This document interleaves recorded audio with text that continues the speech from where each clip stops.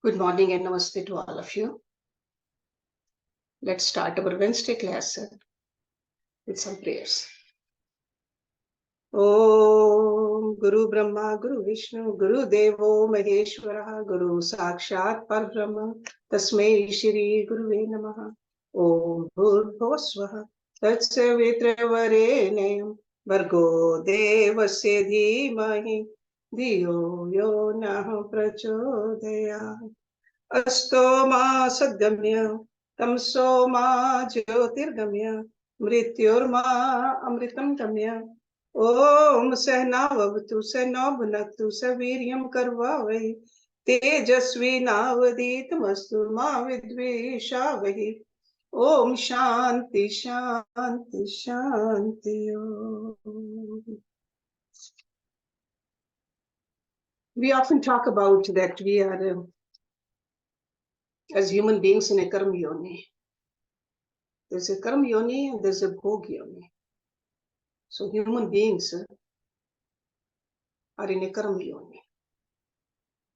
And that's why we have to understand the laws of karma.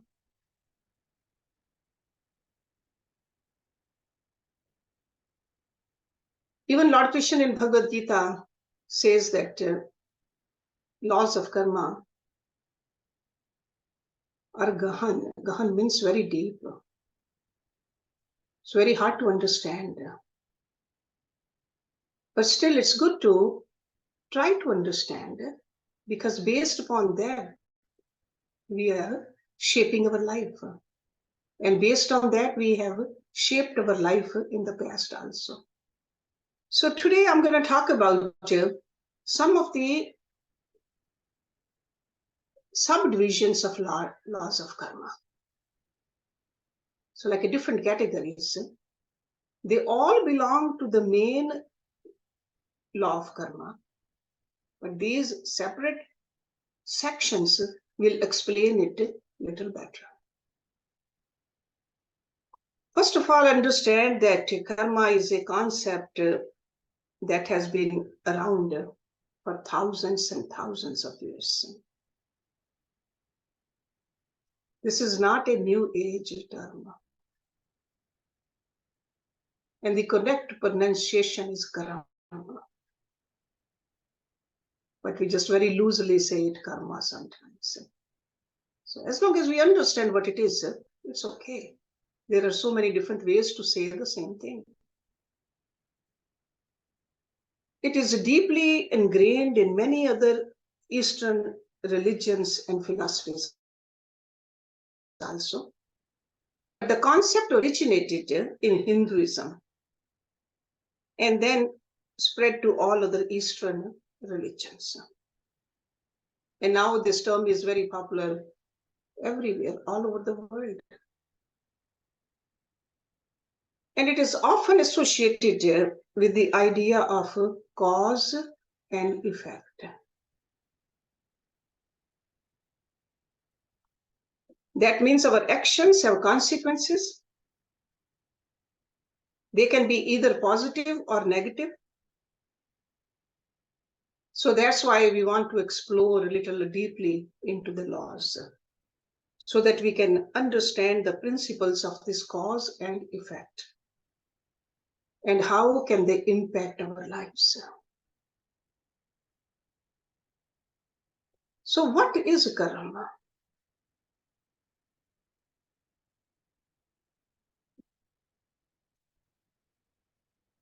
The idea that our thoughts, actions and choices have consequences which determine our future experiences.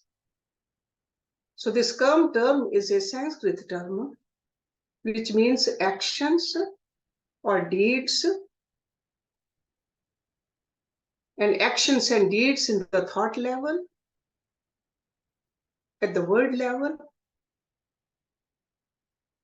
So according to the concept of karma, every action we take creates a ripple effect that can have consequences for us and also for those around us. Because we don't live in a vacuum. we live with others.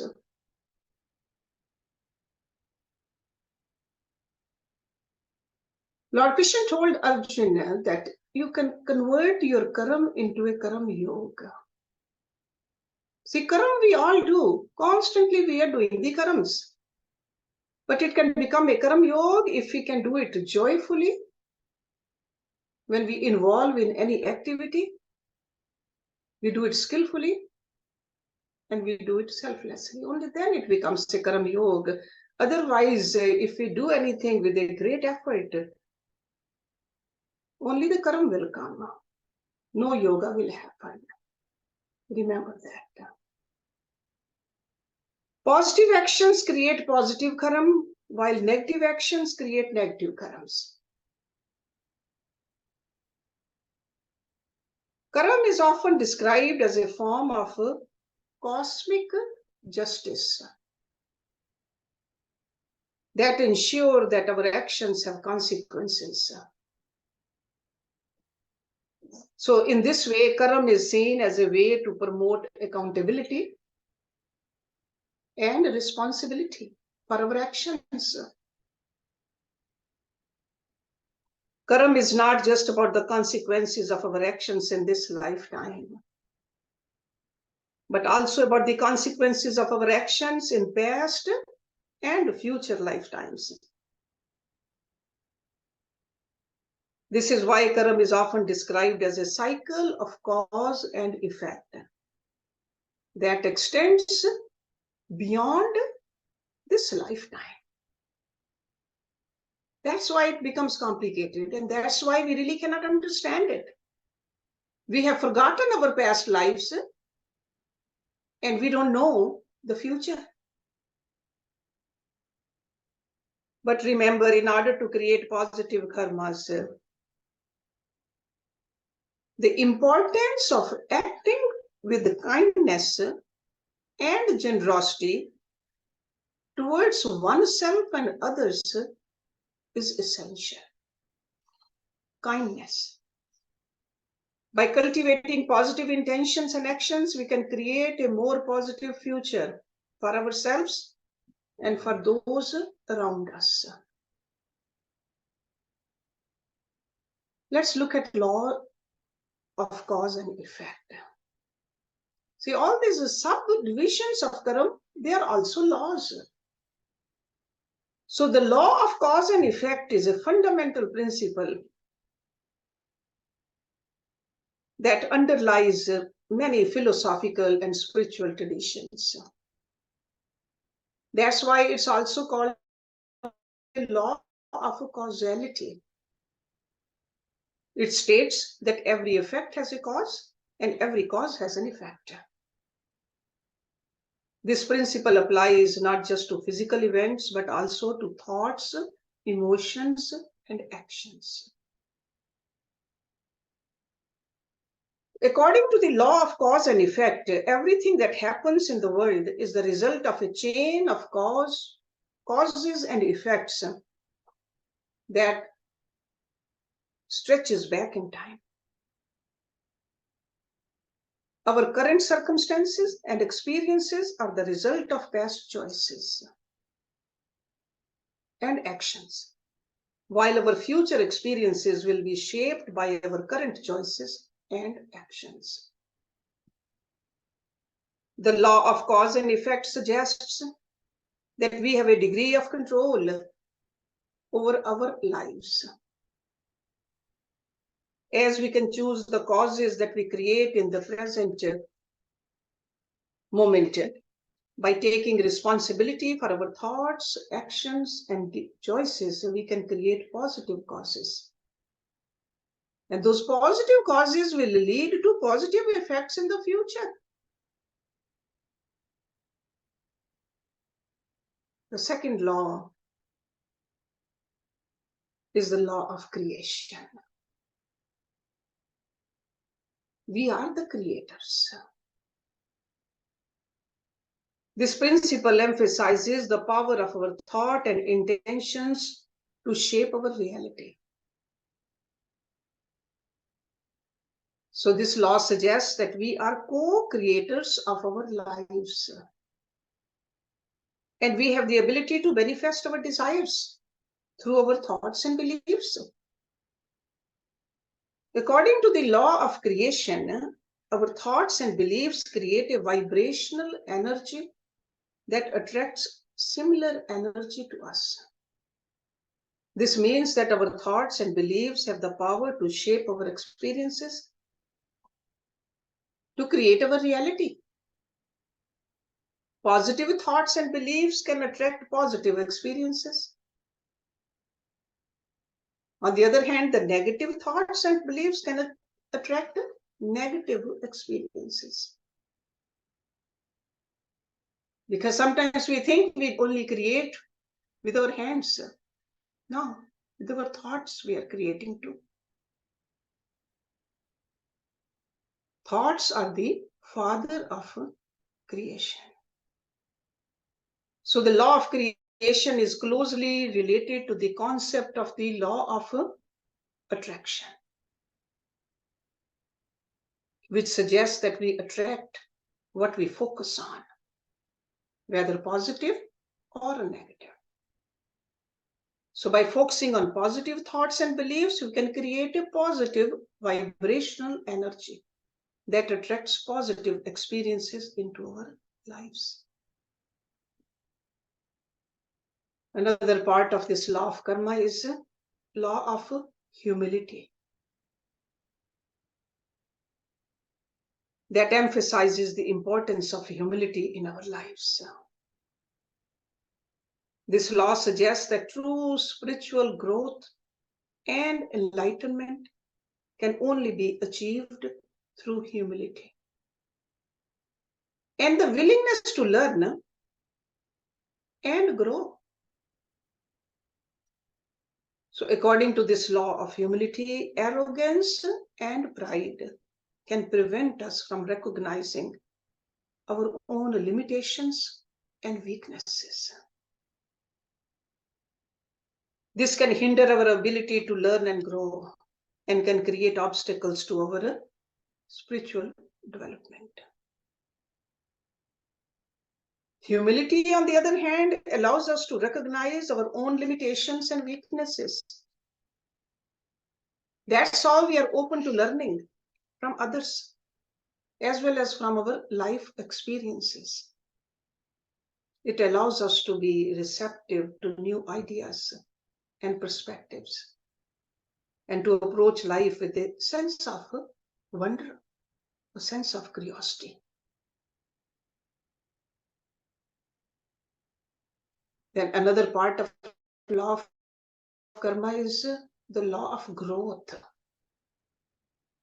which emphasizes the importance of growth and evolution in our lives. This suggests that all living things have the innate drive to grow and evolve, and that personal growth is essential for a fulfilling and meaningful life. That's why we want bigger and better. According to law of growth, we are constantly evolving and changing as individuals. And this evolution can take place on many different levels. It could be at the level of physical, emotional, mental, and spiritual. Every areas we like to grow. By embracing this natural process of growth and evolution, we can unlock our full potential and live a more fulfilling life. This law also suggests that growth requires effort and intentional action, which is called purushartha. In order to grow and evolve, we must be willing to step out of our comfort zones and take risks. We must be willing to learn from our mistakes and failures. Use those experiences as opportunities for growth and learning. Another subsection of law of karma is law of responsibility. This is a spiritual principle that emphasizes the importance of taking personal responsibility for our thoughts, our actions, and our experiences. See, what the experience is, that is the outcome of the action, experience. Sometimes the experience is positive, sometimes it's negative, but taking responsibility. Because this law suggests that we have the power to create our own reality through the choices we make and the actions we take. We are not victims of circumstances, but rather co-creators of our own experience. We are responsible for the thoughts we think, the emotions we feel, and the actions we take. And we must accept responsibility for the consequences of our choices. If we eat to choose wrong food, choose not to exercise, there are consequences. Outcome will be accordingly. Or if we live a disciplined life, different experiences. We are responsible. This law also suggests that taking responsibility for our lives is essential for our personal growth and development. By accepting responsibility for our thoughts and actions, we can definitely learn from our mistakes, failures. And that's how we can use these experiences as opportunities. Otherwise, if we keep on blaming others, don't accept the responsibility, there will not be any growth. Law of connection. That emphasizes the interconnectedness of all things in the universe. That's why I often say that we don't live in a vacuum. There's an interconnectedness. Everything in the universe is interconnected and interdependent. And that our actions and experiences have a ripple effect on the world around us. According to this law of connection, we are all part of a larger cosmic web of energy and consciousness, and our individual experiences and actions are interconnected with the experiences and the actions of others. This law encourages us to recognize the profound impact that our thoughts, feelings, and actions have on the world. So it's not only the physical actions, but our thoughts and the feelings also. That's why you can enter into a room, feel the denseness, or you can feel the higher vibrations. That is the effect of the vibrations left by other people in that room. We got to learn how to approach life with a sense of interconnectedness and unity. This interconnectedness is not a dependency. Keep that in mind. The law of connection also suggests that we can tap into the interconnectedness to create positive change in our lives and in the world around us. By recognizing our interdependence with others, we can cultivate compassion, empathy, and understanding, and work towards creating a more harmonious and just world. So you are taking the responsibility that you are connected, your actions and the thoughts and the feelings, they affect others. It's your responsibility to change them to positive. That's what it means.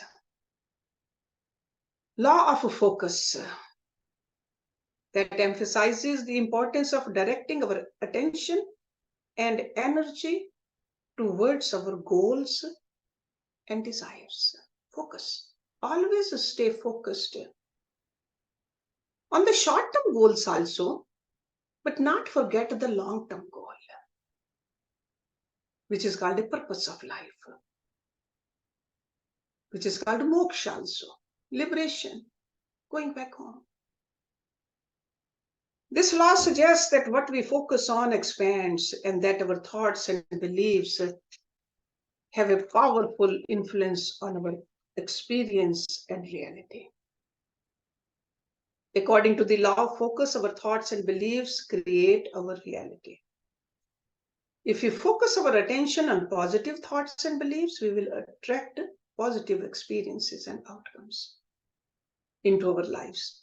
Conversely, if we focus our attention on negative thoughts and beliefs, we will attract negative experiences and outcomes. This law encourages us to cultivate a sense of clarity, because you cannot focus without clarity. And have a proper intention for your thoughts and actions. So by focusing our attention and energy on our goals, we can create a powerful, energetic momentum that will propel us towards success and fulfillment. Another part of law of karma is giving and hospitality. Again, this is a spiritual principle that emphasizes the importance of generosity and kindness towards others. Act of giving and being hospitable creates a positive energy, which can benefit both the giver as well as the receiver. They say that even the watcher, if somebody is just watching the good deed being done to somebody, he will get affected by it too. This is such a powerful law. According to the law of giving and hospitality, the more we give, the more we receive. This law encourages us to cultivate a sense of generosity, kindness towards others, offer our time, because time is the most precious commodity which we have. Offering time, resources, talents to those in need. This also emphasizes the importance of being hospitable and welcoming towards others by opening our hearts, by opening our homes to others. We create a positive energy that can help to foster deep connections, meaningful relationships. Our rishis, they even said that anybody who comes to your house is a devata, atithi devata. So with that kind of a feeling, you should welcome people. Another aspect of this law is law of here and now. Importance of living in the present moment.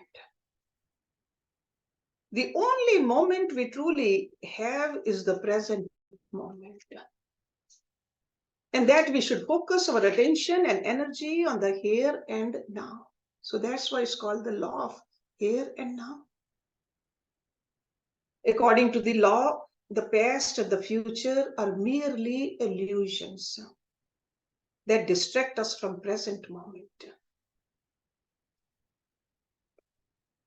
Let go of your attachments to the past and the worries about the future. Some people say that shouldn't we plan? Planning you are doing now. So focus on now, because you are supposed to do the planning. That is a now. Focus our attention on the present moment. By living in the present moment, we can fully experience the beauty as well as the wonder of life. We can even appreciate the simple pleasures that surround us. Sometimes we run away, go away to see some kind of a scenery.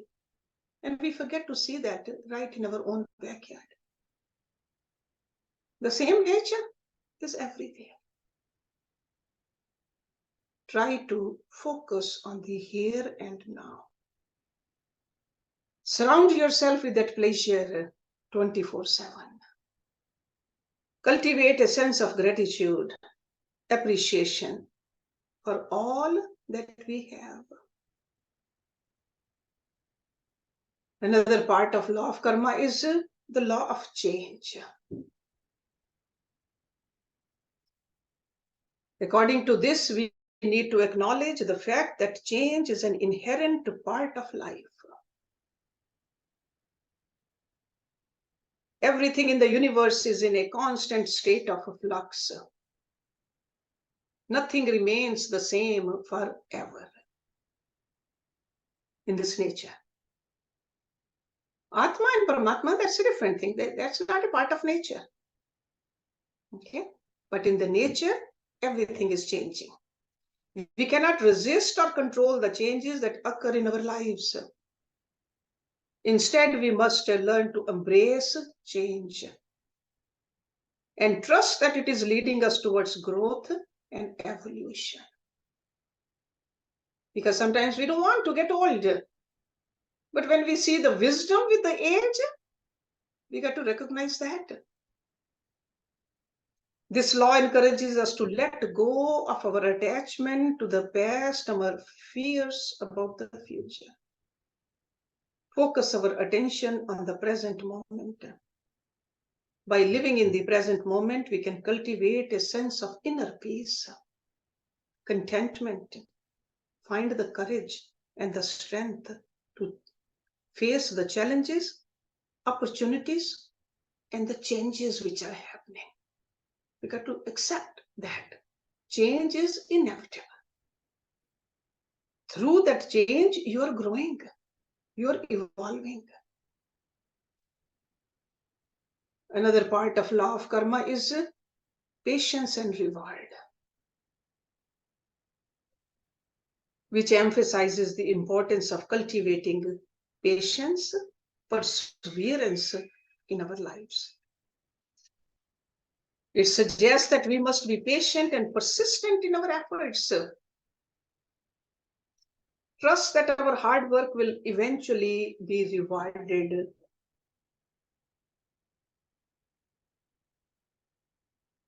We know that fulfillment are not immediate, but rather the result of a gradual and steady process. It takes time and effort to achieve our goals. And we must be patient and persistent in our pursuit of them. And the higher we want to go, the longer it will take and more effort we need to put also. So this law encourages us to stay focused on our goals, even when progress seems slow or difficult. Because sometimes moment to moment or even a day to day, we will not see any change.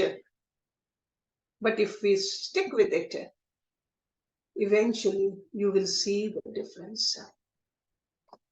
We must remain committed to our path and trust that our efforts will eventually be rewarded. Another part of law of karma is the significance and inspiration. That means importance of living a life of purpose and meaning. We must strive to live a life that is significant, both for ourselves and for others. Inspire those around us to do the same. Each of us has a unique purpose and mission in life, and it is up to us to discover and fulfill it. We must strive to live a life that is significant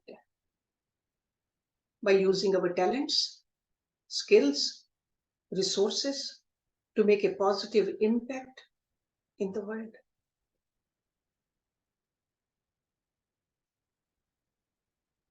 The law of significance and inspiration also suggests that we must inspire others because we are interconnected. So we got to inspire others to live a life of purpose and meaning. We can do this by setting a positive example, by sharing our own experiences, our insights. And that's how we can encourage others to discover and pursue their own unique path. Next one is forgiveness. You can call it a law of forgiveness, that it is a spiritual principle, emphasizes the importance of releasing negative emotions. Because when we don't forgive, what happens? We are holding on to the negativities like anger, resentment, bitterness. And by embracing forgiveness as a means of, we heal ourselves and we grow. This law suggests that forgiveness is an essential part of our spiritual growth and development. By forgiving others, we can release ourselves from the burden of a negative emotion. And we move towards a state of peace and harmony. And forgiveness is not about excusing or justifying the action. Remember that. But rather about freeing ourselves from the negative emotions that can hold us back and prevent us from living a fulfilling life. By forgiving others, we can release ourselves from the negative energy that can drain our vitality and rob us of our inner peace. Forgiveness is not a one-time event. Remember that. Rather, a process that requires ongoing commitment and effort. It may take time and effort to work through the emotions and memories associated with a hurtful experience. So that's why forgiveness may need to be practiced repeatedly over time. Law of obedience. This is a concept in the realm of karma again. This law states that all living beings should obey the natural laws of the universe. That's what obedience means. It includes the physical laws as well as the spiritual laws. So this is closely related to the concept of free will actually, which states that all living beings have the freedom to choose their actions and make decisions. So when we talk about the law of obedience, we are referring to the idea that all beings should follow the natural order of things. We should respect the laws of nature and the universe and act in accordance with them. For example, we should not harm others. We should not steal. We should not lie. Because these actions go against the natural order of things and cause negative karmic consequences. So at the core, the law of obedience is about living in harmony with the universe. When we live in accordance with the natural laws, we experience peace, contentment, and happiness. When we go against the natural order of things, we experience suffering, discontentment, and unhappiness. Because our actions create ripples in the universe. And those ripples, they come back to us. Whatever we do, it comes back to us in the form of karmic consequences. Law of success. This is a principle that asserts that success is a natural result of applying certain principles and behaviors in life. Success is not a random occurrence, but rather a deliberate outcome that can be achieved through specific actions. So that means that individuals who are successful in life, they do share common characteristics and behaviors. You can read in the autobiographies of great leaders, you will see a lot of common behaviors. And what are those behaviors? Setting clear goals, having a positive mindset, being persistent in the pursuit of those goals, being open to learning and growth. So one of the primary principles of the law of success is the importance of setting clear and specific goals. That means that you got to define what you want to achieve in a measurable terms. And that's how you create a roadmap for achieving your goals and a way to measure progress along the way.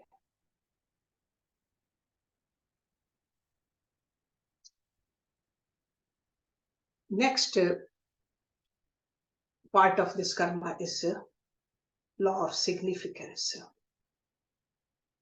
which states that we all have a unique purpose and a special gift to contribute to the world.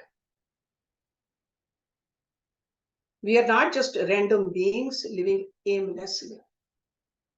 We have a specific role to play in the grand scheme of things. We are all interconnected, as I said earlier. Every action we take has an impact on the world around us. So this law encourages us to embrace our uniqueness, recognize our worth. It asks us to think deeply about our purpose. We are all unique. We are all significant. Recognize your own talents, your own gifts to make a positive difference in the world.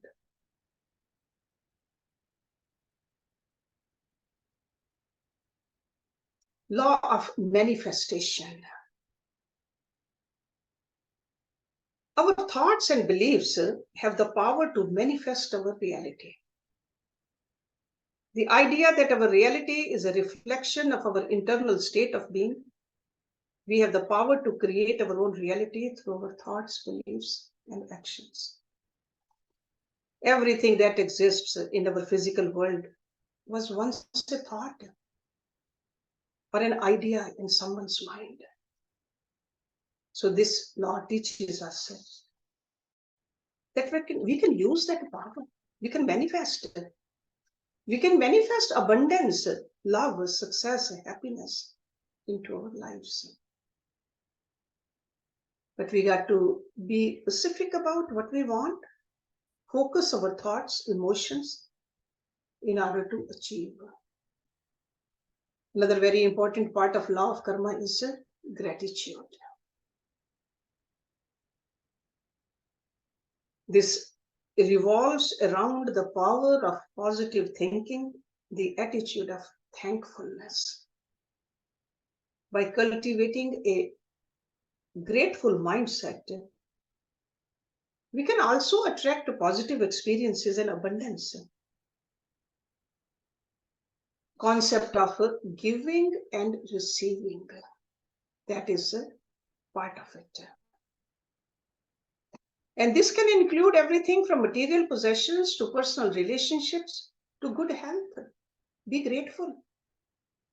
Practicing gratitude can have numerous benefits for us, like increased happiness, better mental health, improved relationships, increased level of success.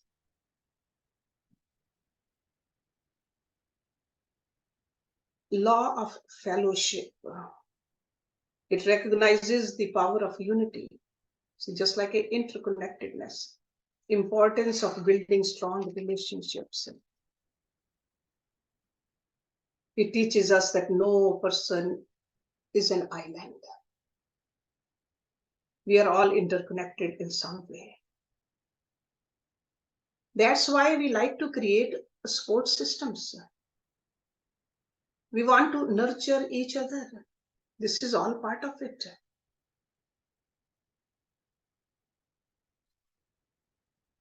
Just a couple of more.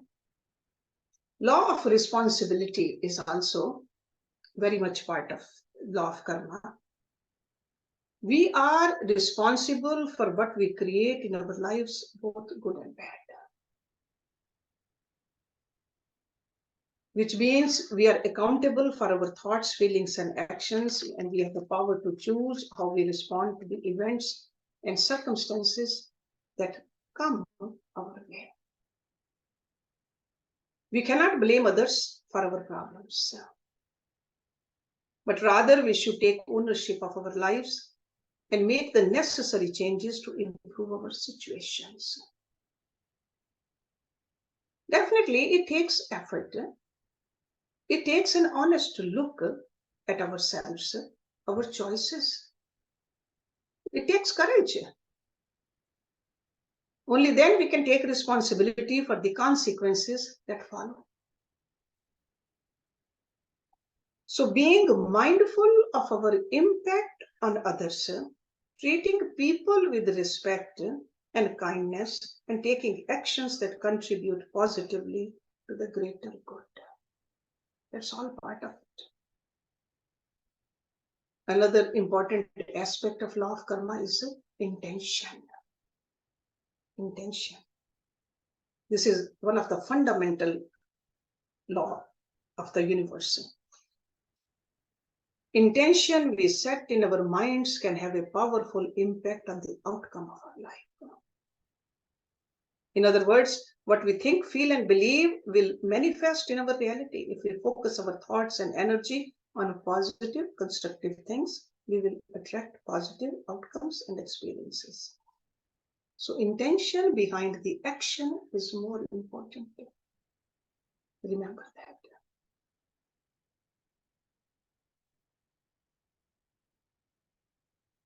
Last one is, because without this, the karma cannot become a karma yoga.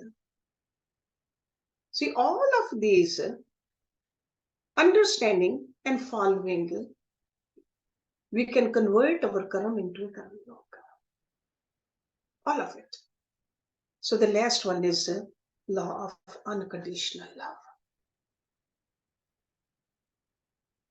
It is definitely a very profound spiritual principle that states that love is the foundation of the universe.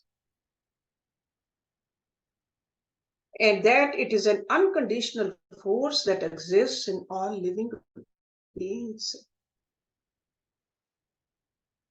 This teaches us that love is the most powerful and transformative energy in the universe.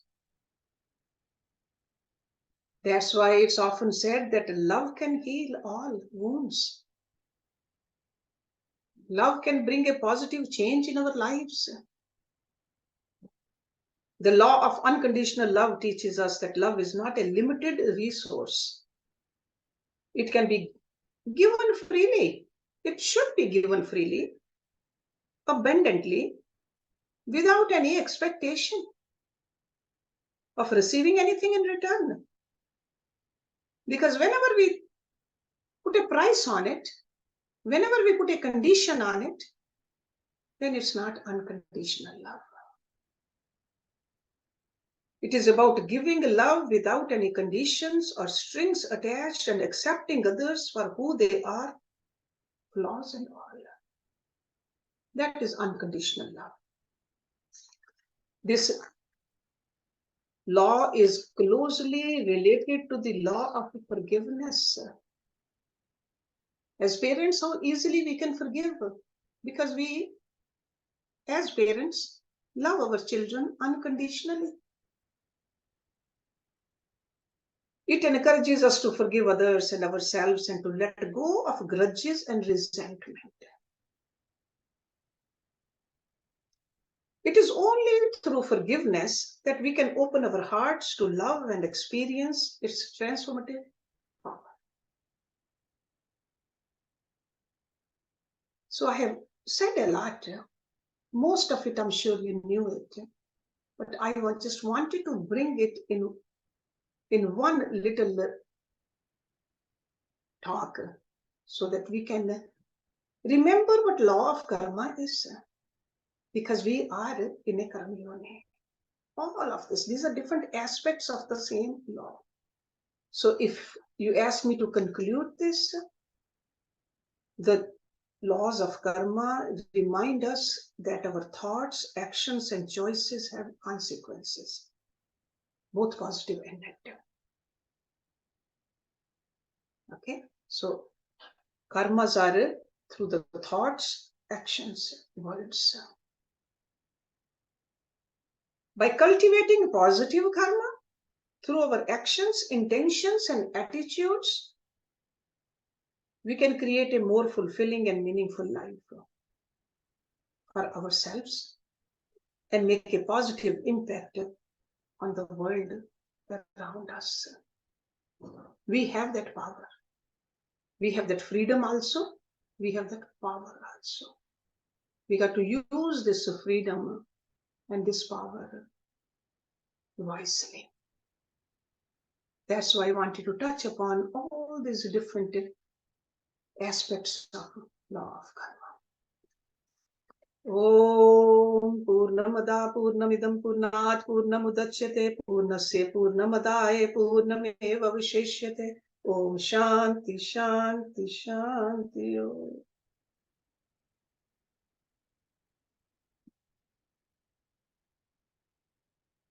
Thank you very much.